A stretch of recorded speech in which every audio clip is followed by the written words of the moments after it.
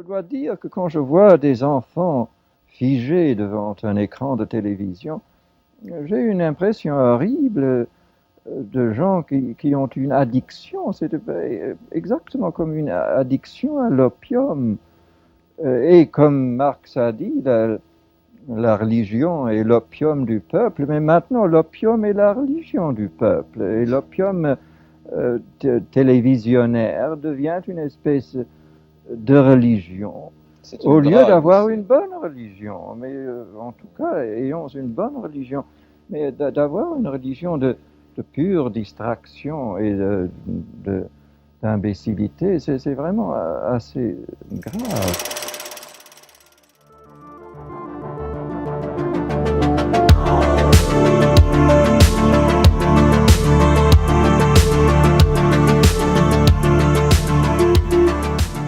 Un petit extrait d'un entretien de 1960 d'Hubert Aquin avec le grand écrivain britannique Aldous Huxley, l'auteur du roman de science-fiction Le meilleur des mondes. Bienvenue à tous, bienvenue sur Baguette et Musette, le maquis des idées. Une initiative née de l'inspiration de radios que je salue sur internet comme Fréquence Orage d'Acier et Fréquence Soleil Vert plus récemment et que je vous conseille bien entendu. Et bien sûr, vous l'aurez compris, du contexte un peu particulier dans lequel nous vivons, de confinement. Merci à ces deux émissions pour leur travail de réappropriation des idées. Nous espérons avant tout ne pas créer de dissonance ou ne pas parasiter leur travail qui reste de bien meilleure qualité. Ici Corsac, votre serviteur. Je vais vous entretenir d'un sujet bien trop souvent occulté, mais à tort, puisqu'il est le sujet majeur, le combat majeur à mener de nos jours, si ce n'est le plus important. L'avantage de ce combat est qu'il peut se mener depuis sa chambre, par la propre force de sa volonté, et bien sûr par la grâce et l'aide de Dieu. Il s'agit du combat contre la pornographie, qui est aujourd'hui un phénomène tentaculaire touchant toutes les générations, toutes les cultures et tous les milieux. Cette émission aura pour but de vous donner quelques outils, quelques pistes, pour soit vous aider à sortir de cette terrible addiction qui se resserre d'année en année comme une cage, soit pour aider tout simplement vos proches en partageant cette émission. Ce combat étant finalement, et vous allez le voir au cours de l'émission, apolitique, puisque absolument nécessaire pour toute société qui veut subsister dans le temps long et qui veut être saine d'esprit. Tout d'abord, nous tenons à affirmer notre ligne nationaliste, catholique. C'est quelque chose que nous assumons, que nous voulons défendre et que nous chérissons, puisque c'est l'anthropologie multiséculaire de notre pays. Mais vous allez voir que tout au long de cette émission, les armes et les outils que nous énonçons pour nous défendre contre la pornographie ne sont pas tous confessionnels, même si nous maintenons que ces derniers sont sûrement les plus efficaces pour combattre la pornographie. C'est pourquoi nous vous invitons à rester et à prendre quelques notes si cela vous intéresse. Tout d'abord, quelques points de base pour comprendre pourquoi la pornographie est mauvaise et comment nos anciens, dès l'Antiquité, auraient pu facilement l'affirmer sans même en connaître les réalités dans notre monde moderne. Dans la philosophie dite classique, celle de l'ordre, celle du cosmos, finalement celle qui a fait ses preuves par Aristote, par Platon qui l'inspirera avant, puis dans la théologie de saint Augustin et de saint Thomas d'Aquin qui s'en inspire, on apprend que l'homme est appelé au bonheur. Le bonheur n'étant pas à confondre avec le plaisir. Le bonheur est pour Aristote le souverain bien, c'est-à-dire le bien ultime, celui qu'on recherche pour lui-même et non en vue d'un autre bien. Le plaisir serait une sorte de leurre de ce dernier, on le confond avec le bonheur. Attention, Aristote ne réprouve pas cependant ce qu'on appelle les petits plaisirs de la vie, les petits plaisirs matériels, lorsque ceux-ci sont restreints et finalement réduits à l'essentiel. Autrement, on tomberait dans une sorte d'hédonisme stérile, inassouvi, devant toujours être augmenté pour dépasser le stade de l'accoutumance. Ainsi, le plaisir pour le plaisir est mortifère, l'homme n'est plus libre mais devient l'esclave de ses passions ou de ses tentations, c'est-à-dire finalement de ses instincts primaires. Le bonheur stable et fructueux n'apparaîtrait que lorsque l'on obéit aux vertus qui sont le fruit de la raison. C'est une tendance à bien agir, une habitude finalement à chercher le bien pour le bien. Là seulement apparaît le seul et plus haut degré de plaisir qu'il faut chercher, celui de savoir qu'on agit de manière raisonnable et que ce contrôle de nous-mêmes indique notre totale liberté. Qu'est-ce qu'être libre? Être libre, c'est par essence choisir. C'est renoncer par essence à quelque chose. Ici, on parle de ses passions. On renonce à ses passions. On ne peut être libre en choisissant ses passions, puisque par essence, c'est elles qui nous dominent lorsqu'on pense les avoir choisies librement. Les passions amènent au plaisir égoïste, solitaire, éphémère et stérile, lorsque les vertus amènent au plaisir tourné vers l'autre, durable, beau et vrai. Le rapport à l'autre est donc une notion fondamentale du bonheur. Ce dernier ne peut exister que dans le respect de l'autre et de sa nature. La théologie et la scolastique compléteront les travaux de l'Antiquité en précisant que le bonheur est réellement approché lorsque les vertus sont complétées de la révélation du Christ. C'est ainsi que les 4 vertus cardinales théorisées par Platon puis Aristote, comme la prudence, la tempérance, la force d'âme et la justice, seront complétées des 3 vertus théologales de l'Église catholique, foi, espérance et charité. Maintenant que le cours de philo et la catéchèse sont terminés, on peut garder en tête ces quelques notions philosophiques et chrétiennes comme une sorte de prisme finalement pour analyser la nocivité de la pornographie. Tout d'abord, quelques chiffres sur la pornographie pour se rendre compte un peu de l'ampleur du dégât, de la situation dans laquelle on est aujourd'hui. Selon l'association Stop au porno, 3 075 $ seraient dépensés chaque seconde dans le monde pour du porno. Cela va de la simple publicité qui finance les sites qui hébergent les vidéos, ou alors les abonnements des consommateurs ou leurs dépenses personnelles. De la même manière, les chiffres sont astronomiques quant au visionnage. 28 258 internautes seraient en train de visionner des images pornographiques à la seconde. On atteint ainsi des nombres astronomiques de plusieurs milliards quand on parle des visites de sites pornographiques par an. Pour le géant de l'industrie, en 2018, on comptabilisait 2,4 millions de vidéos téléchargées uniquement sur ce site en un an. C'est avec ce genre de chiffres qu'on n'est pas étonné de voir que 80 à 90% des personnes en France consomment régulièrement ce genre de contenu et que cela commence de plus en plus jeune, filtrant peu à peu des milieux insoupçonnés comme le collège qui est empoisonné depuis des années, et cela on ne s'en rend compte que maintenant, ou alors l'école primaire qui commence à être touchée.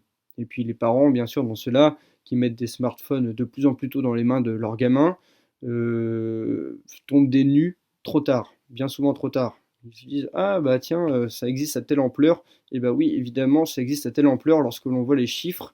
Il n'y a plus lieu d'être étonné et dans le déni aujourd'hui, et puis de se dire que finalement ça n'arrivera jamais à nos enfants, surtout si on est dans un milieu de bonne famille, comme on dit. Ces images sont banalisées, et dans notre monde hédoniste et capitaliste, elles sont même plus ou moins promues par le discours de la soi-disant libération sexuelle, qui, entre parenthèses, a tout d'un esclavage qui monopolise toute l'attention depuis les années 1970. Et même dans de nombreux milieux féministes aujourd'hui, on ne fait qu'à peine se réveiller et constater l'horreur de l'industrie. Décidément, il est temps de débrancher mai 68. Le paradoxe, c'est que beaucoup de milieux qui se disent altermondialistes, anticapitalistes, font bien souvent la promotion de ces mœurs et donc pour certains la promotion de la pornographie et ne parviennent pas encore tous à se rendre compte que c'est la pratique la plus capitaliste qui puisse être avec la PMA, la GPA qui vont être promues à grande échelle, puisque c'est une marchandisation finalement du corps humain et de sa dignité qui sont outragés.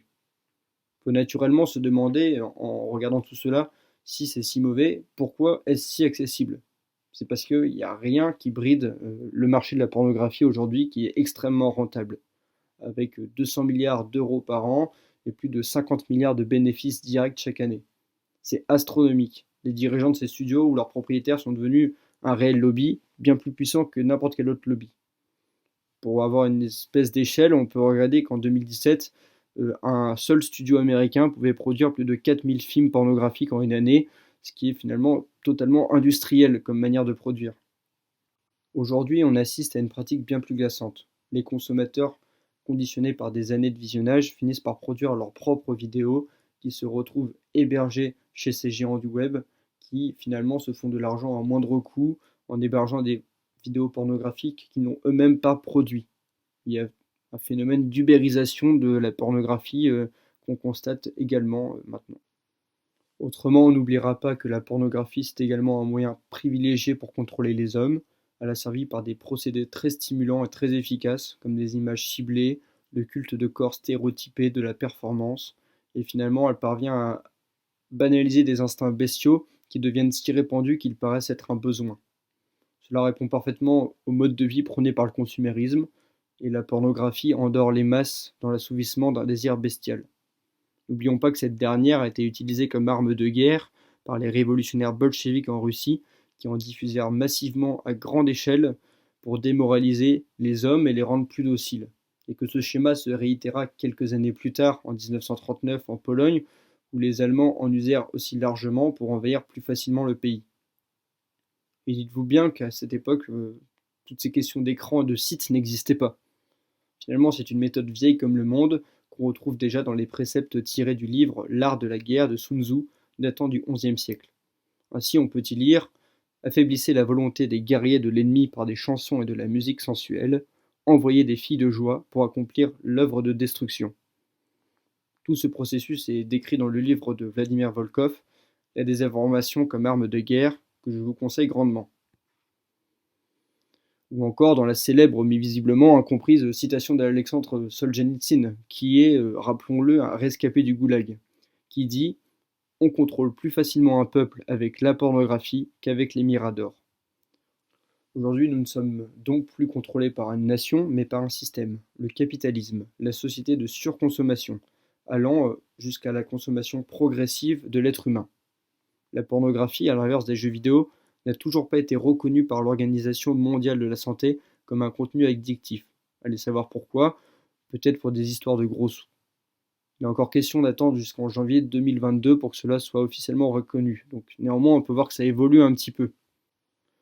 Toujours dans le milieu de la santé, on a tendance à nous faire croire que la masturbation et d'autres pratiques sont bonnes pour la santé, tout cela étant encore un discours déculpabilisant et fructueux pour les actionnaires du milieu. Le discours est si banalisé qu'aujourd'hui les opposants sont dénigrés, traités de passistes, d'oppresseurs, de censeurs contre les libertés acquises, voire pourquoi pas d'inconscients sur le fait de brider son corps. Toutes ces choses-là sont en réalité le fruit du relativisme de la perte de morale en Occident. C'est un mode de pensée extrêmement égoïste qui ne tolère aucune hiérarchie, aucune contradiction, aucune valeur supérieure, qui prône l'intérêt général, qui va à l'encontre du bien commun voulu pendant des siècles par le christianisme. Voici donc un trop bref aperçu du monstre que nous devons atteindre au crâne avec notre petite fronde comme David affronta Goliath, un aperçu qui n'évoque même pas encore la nature des vidéos de plus en plus violentes et outrageantes pour la dignité des femmes comme des hommes, pour répondre à une demande croissante de ces contenus du fait de l'accoutumance des consommateurs à des contenus qui étaient dans le passé plus modérés.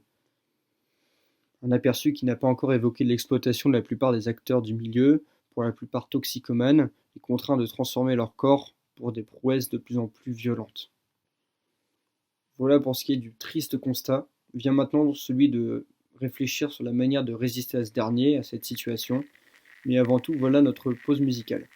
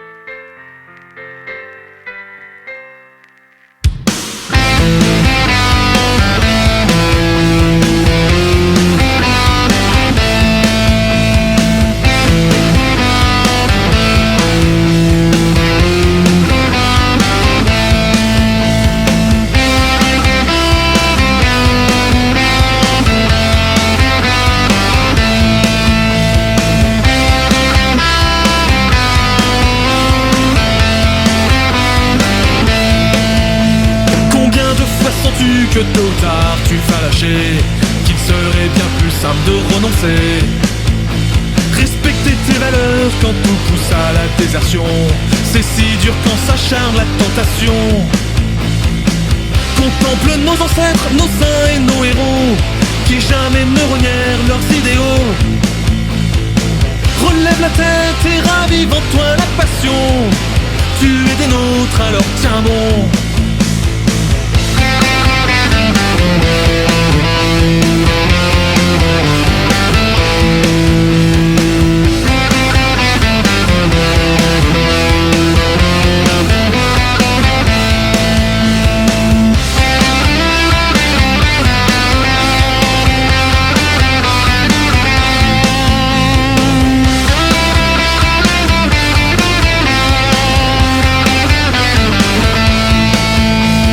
Jeune femme accablée par la misère et les tourments, enceinte on te pousse à l'avortement. Mais ce n'est qu'un fœtus sur le docteur corrompu. Supprime-le, il ne te gênera plus. Pense au bonheur que t'apportera ton enfant quand demain il t'appellera maman. Déjà ils vivent, deux cœurs battent à l'unisson.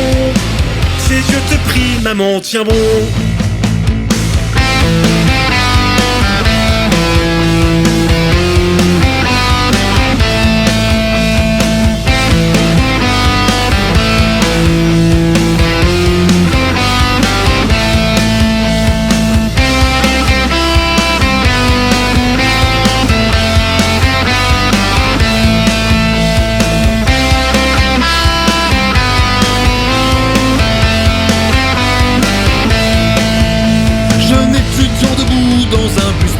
De banlieue, sans cesse obligé de baisser les yeux.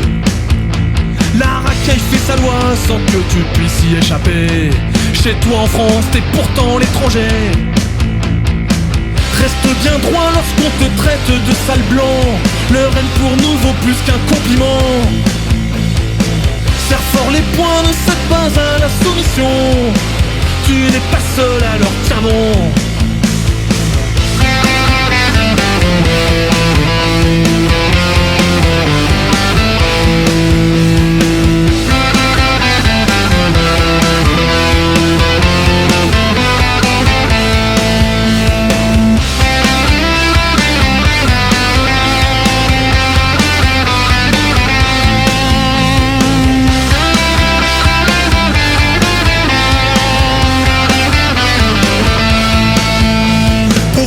Enseignés par les profiteurs du marché, chaque mois ils viennent te voir pour t'achever.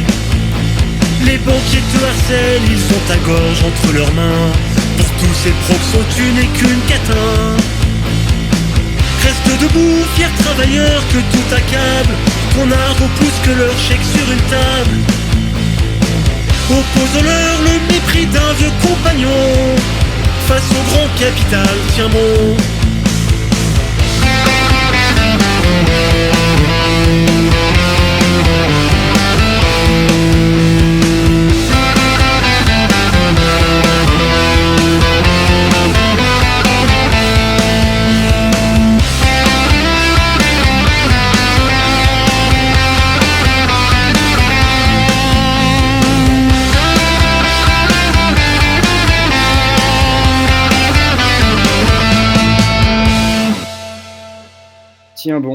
Tiens bon. Tel est le maître mot de cette seconde partie d'émission où votre serviteur tentera de vous donner des clés, des solutions pour se sortir de la pornographie.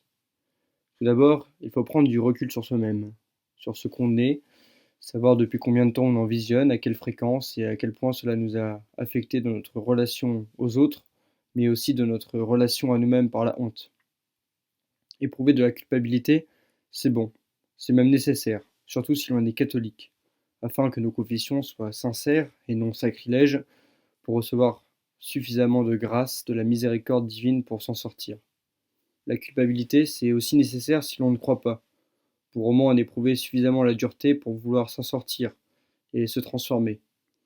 Néanmoins, ne soyez pas trop sévère avec vous-même dans tous les cas, autrement il sera trop dur de se relever.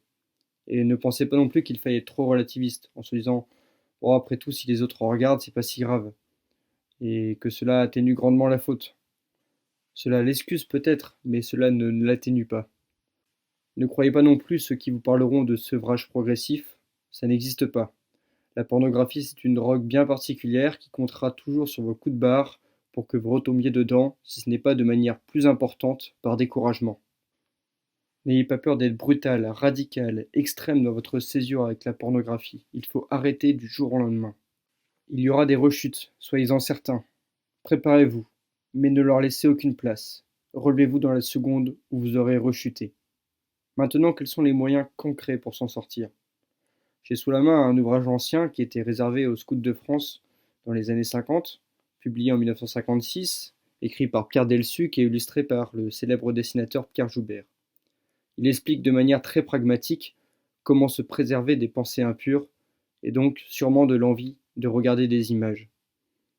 Voici ce qu'on peut y lire. Il y a des garçons qui pensent que, pour faire un homme, il faut écouter ou raconter des histoires dégoûtantes. Ce sont de pauvres crétins. De telles conversations, des spectacles obscènes, font naître des pensées sales, et de telles pensées conduisent à abuser de soi-même. C'est là un vice qui peut réduire le garçon à la plus basse bestialité. C'est aussi une pratique extrêmement dangereuse. Elle a vite fait de devenir une habitude, et elle compromet la santé et l'intelligence. Les mauvaises pensées peuvent venir encore sous l'effet d'une indigestion, d'une nourriture trop riche, de la constipation. Elles se guérissent alors en guérissant la cause. De bons remèdes sont encore un bain froid, des exercices violents des bras. De mauvais rêves peuvent encore amener de mauvaises pensées. Ils sont dus la plupart du temps à un lit trop mou, à trop de couverture. Évite aussi de dormir sur le dos. Voilà pour ce qui est des attitudes quotidiennes à adopter. Pour voir que dès cette époque où il n'y avait pas d'écran, pas d'ordinateur, pas un accès aussi massif à la pornographie, que les pensées impures et toutes ces attitudes étaient anticipées et tuées dans l'œuf finalement, car elles asservissent l'homme. Pour ce qui est des attitudes beaucoup plus concrètes à adopter de nos jours, je vous conseillerais tout simplement de garder votre chambre toujours ouverte lorsque vous êtes sur votre ordinateur. Ne fermez jamais la porte et rendez-vous par exemple dans la salle commune où il y a du monde pour travailler si jamais vous avez un travail de longue haleine à réaliser sur l'ordinateur. Installez bien entendu un filtre parental. Vous pouvez donner le code de ce dernier à votre meilleur ami ou choisir de le verrouiller à jamais en tapant n'importe quoi. Mais c'est un choix à assumer. Mais encore une fois, la radicalité paye toujours dans ces combats. N'ayez pas peur également d'en parler, de vous faire accompagner d'un ami, de quelqu'un de proche ou pourquoi pas d'un membre de votre famille qui découvrira cette faille en vous et qui n'aura pas peur de vous aider, d'être votre béquille, de vous soutenir et peut-être lui-même sollicitera-t-il votre aide pour le même problème. D'autres conseils, couchez-vous et levez-vous tôt. Ne regardez pas votre portable ni le soir ni le matin au réveil. Mettez-le loin de vous sur un meuble afin de ne pas être tenté et d'être réveillé le matin tout en ayant besoin de se lever. Ne mangez pas trop le soir ou tout simplement ne mangez pas trop en général. Faites du sport, allez vous arracher en courant, faites des pompes, des tractions, expulsez toute votre énergie d'une autre manière. Ne gaspillez pas toute cette testostérone qui vous est si précieuse pour vous développer virilement et musculairement. Lisez des livres motivants qui vous incitent à changer, des livres de personnes que vous admirez. Par exemple, pour les catholiques, lisez des vies de saints. D'un point de vue strictement catholique, les armes les plus efficaces sont, en plus de tout cela, le chapelet quotidien, la confession régulière toutes les 3 semaines environ, le port du scapulaire, l'accompagnement spirituel d'un prêtre et la messe aussi souvent que possible. Allez au Christ avec la volonté de vous rattraper et vous serez écouté. Le chapelet, n'ayez pas peur de le réciter à tout moment. Plutôt que de l'écouter de la musique en rentrant du boulot, du lycée, de la fac, n'ayez pas peur de sortir votre chapelet et de le réciter, quitte à le réciter mécaniquement. Mais finissez-le, car il y a dedans une effectivité des paroles, une effectivité du Je vous salue Marie, que vous ne soupçonnez pas, même lorsque celui-ci est récité sans le penser.